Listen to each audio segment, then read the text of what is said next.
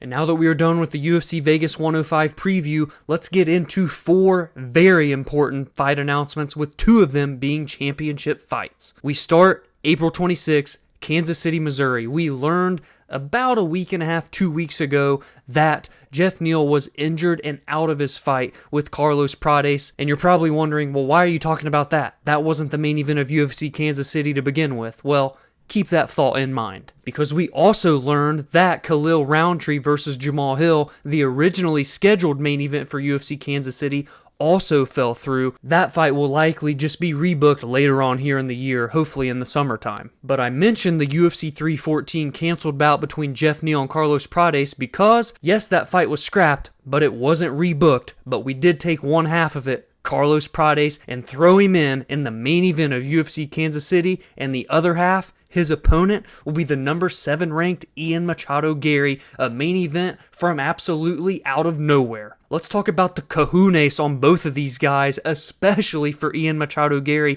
as this is going to be his second straight short notice fight. The other was against the undefeated Shavkat Rakhmonov at UFC 310, where they weren't even promised an interim title fight after Belal Muhammad had to be pulled from the card, and instead they put their undefeated records on the line for a number 1 contendership spot. And although Ian Machado Garry did lose his O and suffered his first taste of defeat to Shavkat Rakhmonov, it was not without a fight, as he was the first man to ever take Shavkat the full distance, and he had some very impactful moments in that fight. Prior to that loss in December, Ian Machado Garry started his UFC career 8-0. And looking to halt the bounce back of Ian Machado Garry is the fighting nerd Carlos Prates. There's no team in mixed martial arts taking over the sport as rapidly as the fighting nerds out of Brazil, and Carlos Prates is one of their featured fighters who is 4-0 in the UFC, all 4 victories by knockout, and all 4 of them last year. His most recent victory came back in the main event of UFC Vegas 100 in November, where he would finish the longtime veteran and one of the most notable gatekeepers in UFC history, Neil Magny,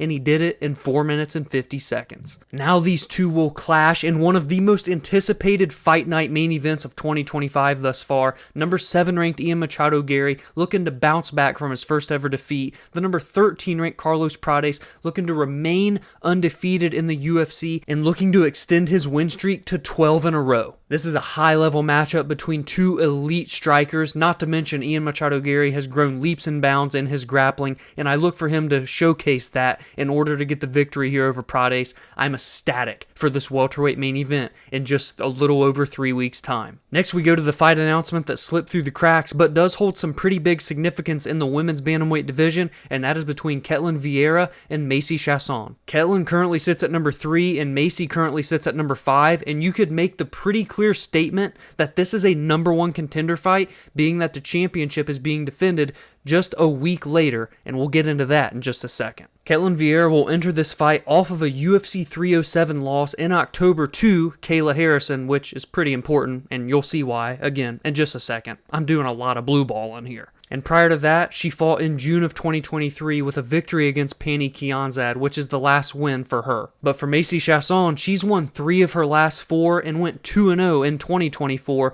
with finishes over Mayra Bueno Silva, the former title challenger, and Pannie Kianzad. This is a very important fight for a division that has not seen a lot of activity so far this year. As of the day I'm recording this, the women's bantamweight division has only had 3 fights in the first 3 months of 2025, but now we've got a big one in May and an even bigger one in June. Not to mention, I'm pretty sure Miesha Tate's fighting on that UFC Iowa card, which is also in May. But this is what you all came for. 2 championship fights were announced by the boss man Dana White. The first one is the main event of UFC 316 and a rematch between Merab Dvalishvili looking to defend his title for the 2nd consecutive time, and in order to do so, he will be taking on his rival and former opponent, the man he took the belt from at Noche UFC last September, Sugar Sean O'Malley. Sean O'Malley has not fought since losing his title to Merab Dvalishvili and is looking to bounce back from just his 2nd professional loss. The big discussion around this fight is for the side of Sean O'Malley and if this was a deserved quote-unquote title fight, and to me, it absolutely was not. Yes, he became the champion. Yes, he defended his belt once at UFC 299 against Marlon Chito Vera in a very good performance over the course of 25 minutes. But then, he would lose very convincingly at Noche UFC UFC to Merab Dvalishvili and has not fought since. For me, and I believe Noah and I had a discussion on one of the older podcasts about this specific topic, if you're a former champion and you defended the belt at least 3 times, that is when I believe you are justified to get an immediate rematch. But if you haven't reached that 3 defense pinnacle, I just don't see the meaning of it when essentially we're just holding up a division of other contenders. And the discussion that I've been hearing across radio shows and podcasts is that, well, name someone else besides Sean O'Malley that could have fought Merab in this spot. And well, it's pretty easy to do that. It's Petr Yan. Yes, Petr Yan lost to Merab 2 years ago in March of 2023, but since then has won back-to-back fights. One, a decision win over the rising prospect that is Song Yadong, and the other over the veteran and former 2-time flyweight champion turned undefeated bantamweight at the time, Deiveson Figueiredo. That one was a main event where he looked incredible for 25 minutes. So not only has Petr Yan fought since the Merab Dvalishvili fight, but he has won both of his fights against very high-level opponents. You could argue that those 2 victories that Petr Yan had is more than what Sean O'Malley had to earn his title fight against Aljamain Sterling in the first place. Of course, I realize that the victory for Sean that launched him into that title fight was against Petr Yan. I'm not dumb, I'm not naive, but that was a razor-thin fight. Am I mad that Sean O'Malley's getting the title fight? No. Am I surprised? Absolutely not. But I just feel that this should have been Petr Yan's opportunity to take on Merab Dvalishvili in a rematch. But instead, we're getting another rematch for Merab, and it's against Sean O'Malley. And that just says how amazing Merab is doing right now in the prime of his career, starching everyone in this division so badly that regardless of who you said should be in this title fight in June, it would have been a rematch regardless. And in the co-main event, a huge one in the women's bantamweight division, and probably the best women's fight that you can make in terms of name value and stardom, Julianna Pena and Kayla Harrison. Although Julianna Pena is a 2-time women's bantamweight champion, she will look to defend her title for the first time ever across both reigns. She won the title back in October at UFC 307, where she got the decision win over Raquel Pennington in a very close fight that, in my personal opinion, I felt that as though Raquel Pennington won that fight, but it was by no means a robbery. Julianna gets the split decision nod. She's won 3 of her last 4 fights, but just has not been very active since the back-to-back fights and rivalry with Amanda Nunes in 2021 and 2022.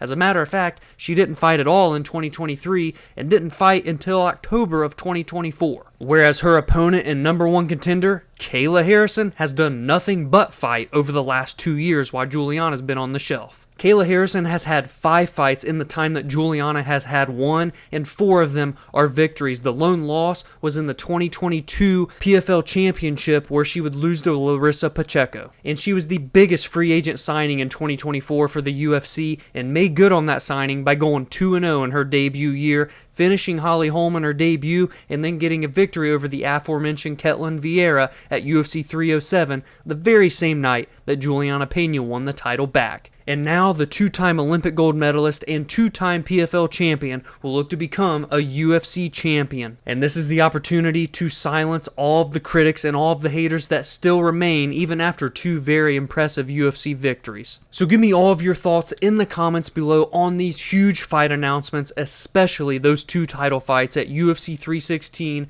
June 7th in Newark, New Jersey. What do you make of that main event between Sean O'Malley and Merab Dvalishvili? Do you agree that that should be the fight? Do you agree that Sean O'Malley is deserving of getting the immediate rematch for his sake? We know, of course, Merab has defended the belt since beating Sean O'Malley, and he took Umar Nurmagomedov's perfect record away in January. And what do you make of that co-main event between Kayla Harrison and Julianna Pena, 2 of the most flamboyant, talkative superstars in the women's divisions for the UFC, clash together with the title on the line? If you enjoyed this breakdown, please be sure to drop a like and subscribe to the channel if you are new, where every single week I preview each card and talk about the best fights and all of the biggest storylines heading in, and I recap the most meaningful results from each card as well. And I give my thoughts and opinions on MMA news and fight announcements. You can join the community on social media at Verbal Spar MMA on X, Instagram, and TikTok, and you can follow on your favorite audio listening platforms such as Spotify and Apple,